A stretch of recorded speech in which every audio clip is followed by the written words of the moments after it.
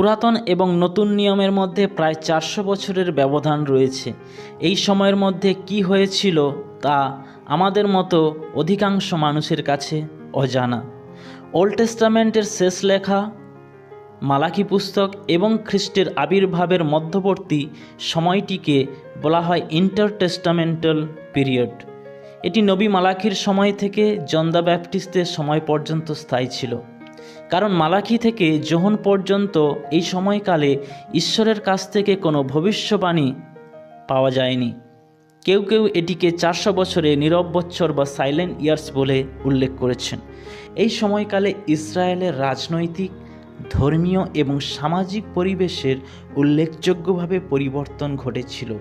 যা হয়েছিল তার বেশিরভাগই ভাববাদী দানিয়েল ভবিষ্যবাণী করেছিলেন।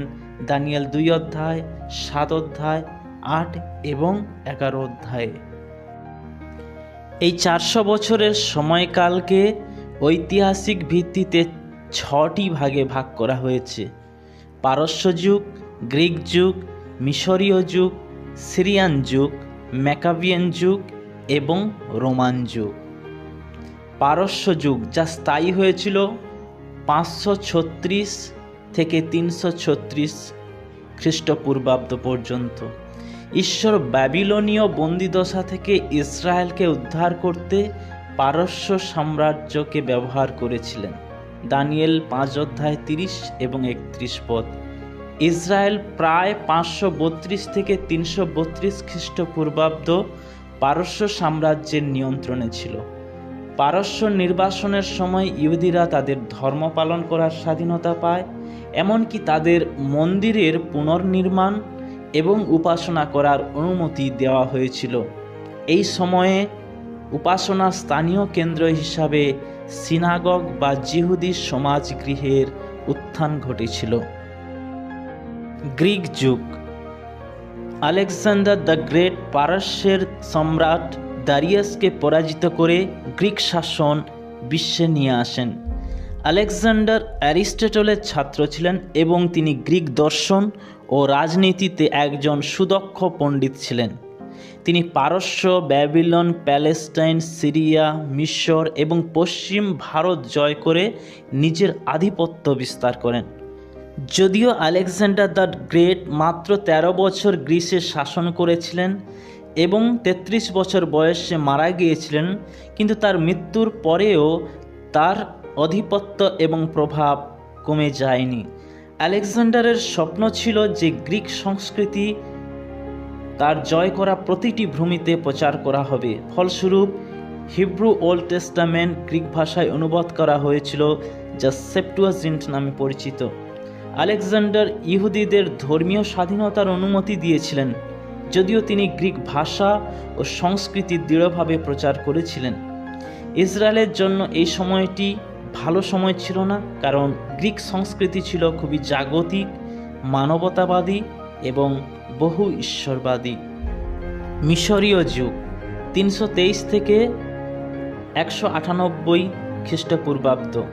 323 খ্রিস্টপূর্বাব্দে আলেকজান্ডারের মৃত্যুর পরে গ্রিক সাম্রাজ্য 4টি ভাগে বিভক্ত হয়ে পড়ে, যেটা ভাববাদী দানিয়েল ভবিষ্যবাণী করেছিলেন দানিয়েল 8 অধ্যায় 21 এবং 22 পদে, যে 4টি রাজ্যের বিষয়ে।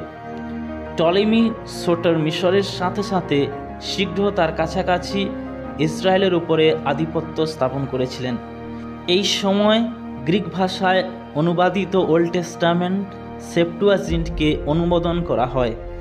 টলেমির সহিষ্ণুতা নীতি জিহুদি এবং গ্রিক ধর্মকে একসাথে তো শান্তিপূর্ণভাবে থাকতে সাহায্য করেছিল, কিন্তু এটা জিহুদিদের জন্য মোটেও ভালো ছিল না, কারণ গ্রিক ভাষা ও দর্শনের গভীর প্রভাব পড়ার ফলে জিহুদিদের ধর্মীয় প্রথার গুরুত্ব কমে যায়।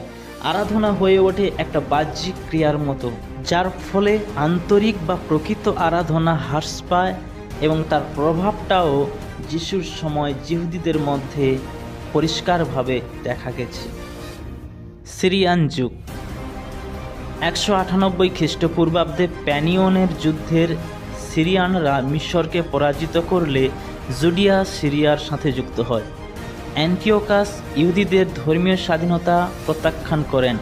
তিনি 168 বিসিতে জিহুদীদের প্রথা বলি উৎসর্গ, ত্বকচ্ছেদ, বিশ্রাম দিন পালন, বিভিন্ন ধর্মীয় অনুষ্ঠান পালনকে নিষেধ করেন। 167 খ্রিস্টপূর্বাব্দের দিকে তিনি জেরুসালেম মন্দিরকে অপবিত্র করেছিলেন তাদের পৌত্তলিক দেবতা জিউসকে বলি উৎসর্গ করে। এই সময়কালে ইহুদি ধর্মের মধ্যে দুটি ধর্মীয় দলের উৎপত্তি হয়, একটি হলো ফরিসি, অপরটি হলো সদ্দুকি।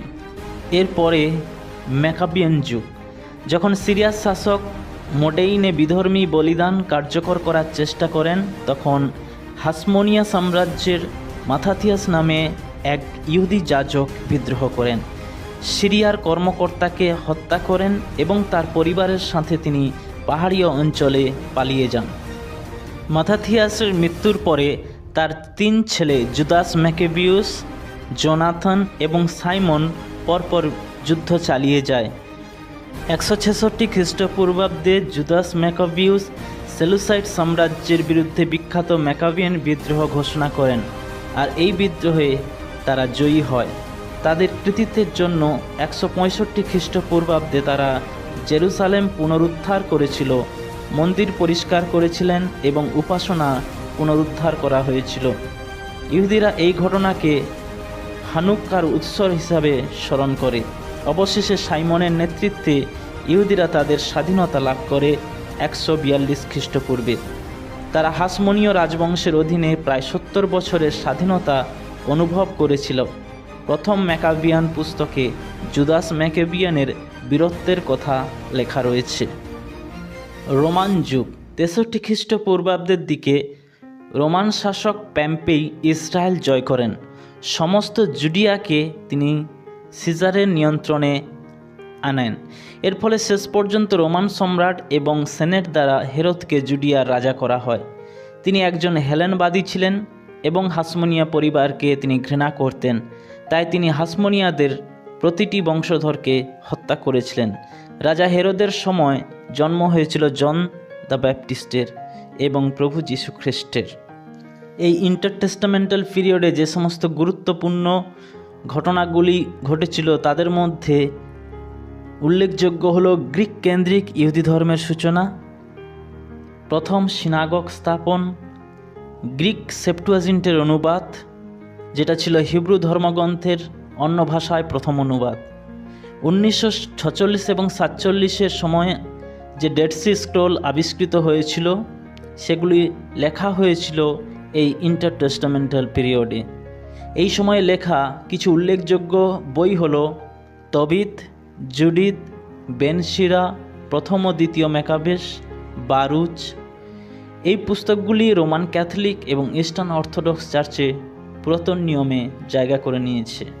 পুরাতন এবং নতুন নিয়মের মধ্যে এই 400 বছরের ব্যবধান ইসরায়েলিদের পাপ ও অধার্মিকতা প্রযুক্ত ঈশ্বরের অসন্তুষ্টতাকে প্রকাশ করেছে। ঈশ্বর ভাববাদী মালাখি দ্বারা বলেছেন, প্রভু সেই ভয়ঙ্কর দিন উপস্থিত হওয়ার আগে আমি তোমাদের কাছে নবী এলিয়কে পাঠাবো।